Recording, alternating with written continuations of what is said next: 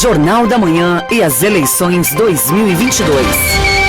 7 horas e 52 minutos, faltando 8 para as 8. Muito obrigado pelo seu carinho, pela sua audiência. Seguimos com o nosso Jornal da Manhã, parte local Joinville. E agora é hora da gente bater aquele papo com o nosso comentarista, o Piara Bosque, que já está conectado conosco. O Piara, bom dia para você. Sextou, meu amigo. Bom dia, Fernando. Bom dia, Marcos. Finalmente, sexta-feira, estamos chegando na reta final, na chamada reta final da campanha.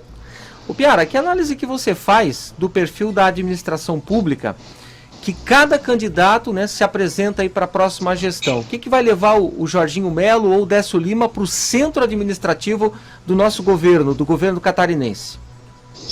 Bom, a gente tem que ver que são dois políticos de muita experiência e de perfil parlamentar. Embora Décio Lima tenha sido prefeito de Blumenau de 97 até 2004, a maior parte da carreira política dele foi exercendo cargos parlamentares como deputado federal. E o Jorginho Melo tem uma longa carreira parlamentar. Ele foi vereador muito jovem, 18 anos, lá em Erval do Oeste, depois deu uma pausa na carreira política e entrou na carreira bancária, onde ficou lá 30 anos no BESC, mas foi deputado estadual 4 mandatos, chegou a ser presidente da Assembleia Legislativa, foi deputado federal 2 mandatos, agora é senador, ou seja, a vida dele se deu no parlamento. Até nem tem a experiência executiva que o Décio teve muito cedo lá em Blumenau. A carreira dele foi toda no parlamento. No parlamento tu aprende a conciliar, a construir acordos, a encaixar, a ceder. Então, de Décio e de Jorginho, a gente pode esperar que ambos tenham esse entendimento de que a composição política é importante. Então, de ambos esperaria que tivessem uma obsessão muito grande por ter maioria na Assembleia Legislativa, por alcançar um número que desse folga, 27 deputados de apoio. O PL parte de 11, né, os 11 que elegeu, o PT parte de 4, então é uma tarefa mais difícil, mas governos que vão dar muita atenção a isso, ao contrário do que aconteceu com Moisés, que não tinha nenhuma experiência política, nem no executivo, nem no legislativo, e quando chegou ao governo do estado, lembro que fiz uma entrevista com ele com um mês de governo, e ele disse assim: a Assembleia Legislativa é a menor das minhas preocupações. E vejam só, foi a maior das preocupações do governo em termos políticos, e teve muita dificuldade até encaixar ali mais para o final. Mas em termos administrativos, o Jorginho Melo, ele tem um núcleo central dele é muito reduzido. Ele sempre foi o dono do partido dele. Esse partido cresceu muito com a chegada das lideranças ligadas ao presidente Jair Bolsonaro, e ele vai ter que administrar um partido grande, coisa que ele nunca fez, ao mesmo tempo que administra um governo.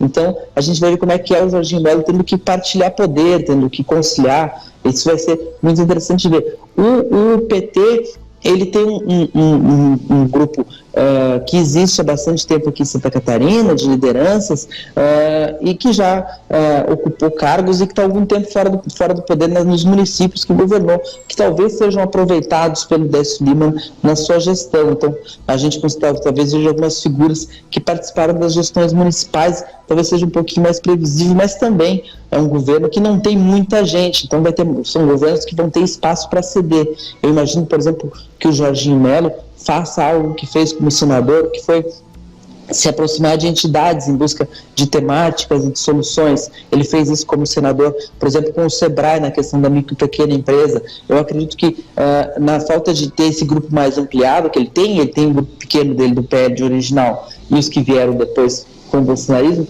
ele busca em entidades como as associações empresariais, nomes para compor a parte mais técnica do secretariado. Essa é a expectativa. O Décio Lima disse que fez parecido lá em Blumenau também, mas aí tem uma questão mais ideológica. A gente vai ver como é que vai funcionar isso na prática. É isso, Piara. O Piara, essa semana, uma declaração do candidato ao governo de Santa Catarina no primeiro turno, expediu a mim, uma declaração até que gerou uma certa polêmica, né? Ele falou sobre o desempenho das pesquisas eleitorais. Você até falou isso lá na tua página, né, no Piara Online. Queria que tu explicasse para o ouvinte da Jovem Pan da região de Joinville que declaração é essa, o que o senador está querendo debater, o que chama a atenção aí? Bom, o Amin, ele tocou nesse tema das pesquisas agora ontem no Senado, né? Não foi numa entrevista que ele deu para a Globo News. No Senado ele estava falando de outras questões, mas ele deu uma entrevista para a Globo News em que ele falava dessa questão das pesquisas, que ele acredita que seja necessário fazer um ranqueamento, para que haja uma espécie de ranqueamento público, talvez organizado pelo CAD, que é o órgão que disciplina as questões de publicidade. Ele diz que de empresas econômicas também, desculpa, eu confundi o CAD com o CONAR. O CAD disciplina as questões econômicas de competição entre empresas. E nesse ranqueamento haja categoria pesquisa nível A, nível B, nível C, em que seja determinado pelos resultados anteriores, a capacidade de apuração dos resultados. Essa questão das pesquisas, ela saiu muito forte desse primeiro turno, né?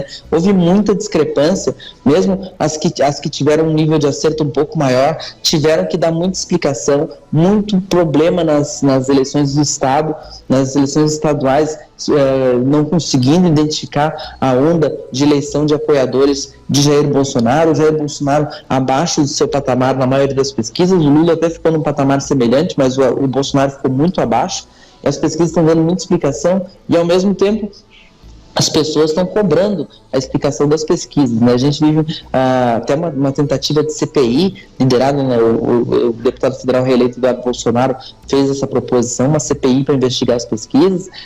O AMIN vem com uma ideia mais amena de criar parâmetros para que uma pesquisa tenha um selo de qualidade. É muito difícil, né? Pesquisa, a gente vive um momento em que as próprias pesquisas estão em transformação, né? Antigamente a gente tinha aquele padrão classe A, era o padrão da pesquisa presencial, que é mais cara, etc. Hoje em dia tem formas de fazer pesquisa por telefone, por internet, que são mais baratas, atingem mais gente, mas aí a gente vai pipocar muito o instituto, porque está mais barato fazer pesquisa, e aí nem todos encaixam bem. Aqui em Santa Catarina teve alguns que atiraram para o lado muito errado. E ao mesmo tempo, a pesquisa presencial está mostrando dificuldade de atingir certos eleitores, especialmente o eleitor de Jair Bolsonaro. Na pesquisa presencial, ou não está respondendo, ou não está interessado, ou o próprio Instituto de Pesquisa não está acertando ao encontrar esse voto. Então, é um momento em que talvez o próprio eleitor vai ter que começar a fazer esse ranqueamento. A ideia minha é que esse ranqueamento seja mais oficial. Muito bem, Upiara, você continua acompanhando tudo e traz para a gente na segunda-feira, então, os detalhes, né, dessa corrida ao segundo turno, praticamente faltando aí menos de 8 dias, né? Praticamente 10 dias aí para finalizar esse segundo turno, tá bom? Grande abraço para você, bom final de semana e até segunda. Até segunda, bom final de semana para todos nós. Valeu.